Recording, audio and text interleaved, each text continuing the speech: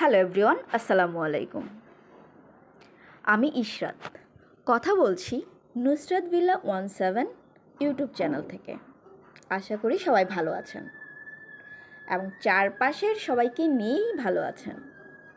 So Nusrat villa 17 YouTube চ্যানেলে নতুন একটি প্রোগ্রাম শুরু হতে যাচ্ছে, আর সেই প্রোগ্রামের নাম হচ্ছে জিন। এখন একটু কথাটা অদ্ভুত লাগছে, তাই না? সো অদ্ভুত লাগার কিছু নেই, কারণ হচ্ছে জিন অবশ্যই আছে। মানুষ এবং জিন দুইটা জিনিসই পৃথিবীতে সৃষ্টি করা হয়েছে আল্লাহর ইবাদত করার জন্য। সো আমি নতুন একটা শো করতে যাচ্ছি নুসরাত ভিলা ইউটিউব চ্যানেলে, সেটা হচ্ছে জিন। সো আমাদের চারপাশে অনেক ঘটনা ঘটে যায়, প্যারানর্মাল অনেক কিছু হয়, অনেকের সাথে হয় বা অনেকে ফেস করে থাকেন। সো সেই সমস্ত ঘটনা নিয়েই আমি আপনাদের সামনে হাজির হব নুসরাত ভিলা ইউটিউব চ্যানেলে, এবং সপ্তাহে 4 দিন থাকছে আমার এই শো। খুব শীঘ্রই শুরু করতে যাচ্ছি জিন প্রোগ্রাম। সো আপনাদের যাদের সাথে এই ঘটনাটা ঘটেছে বা অনেক কিছুই আপনারা ফেস করেছেন, তারা চাইলে আমার সাথে আপনাদের জীবনের গল্পটা শেয়ার করতে পারেন।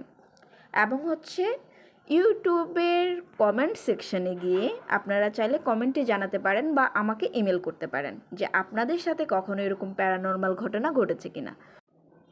আমি খুব শীঘ্রই শুরু করতে যাচ্ছি আমার সাপ্তাহিক শো জিন।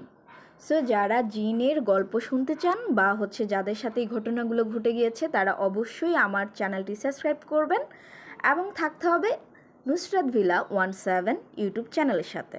তাহলেই কিন্তু আপনি আপনার গল্পটা শুনতে পারবেন। আজকে আমি আপনাদের সাথে একটা ঘটনা শেয়ার করব, আর এই ঘটনাটা অবশ্যই ঢাকায় বাসাবোতে।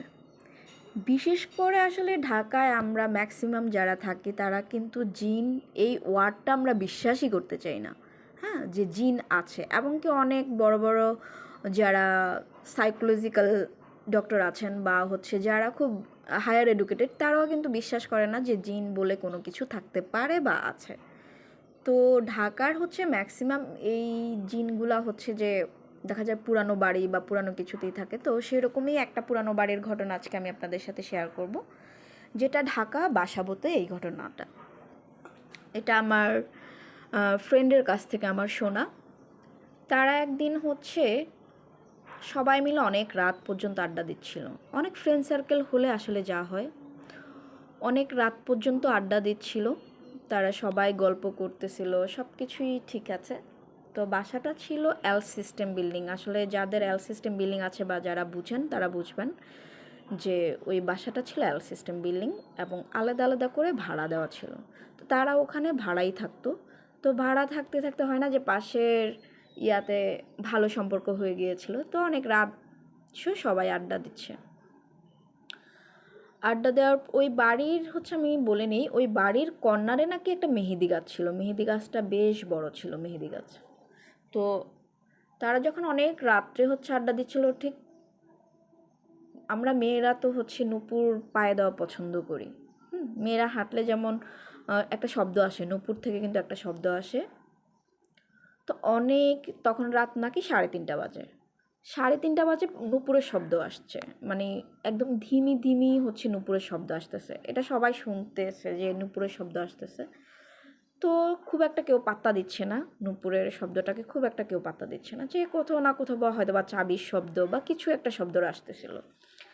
এরকম করে ঠিক শব্দটা, যেহেতু এল সিস্টেম রাউন্ড সিস্টেম বাসাটা, শব্দটা ঠিক বাড়ির চারপাশে ঘুরতেছে।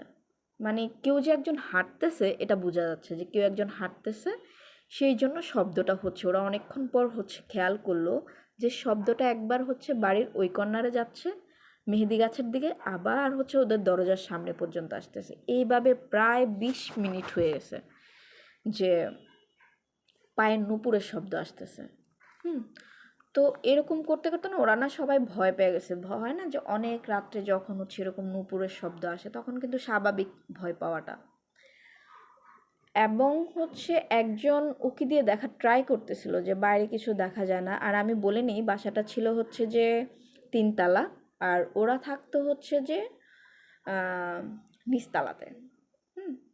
নিচতলাতে এল সিস্টেম বিল্ডিং হইলো মানে হচ্ছে এল সিস্টেমের রাউন্ড শেপে আর কি ঘুরানো বিল্ডিংটা ছিল, বাসাটা ছিল নিচতলাতে। ওরা সারা রাত আর কেউ ঘুমায় নেই, কারণ সবার খুবই খারাপ অবস্থা হয়ে গেছে।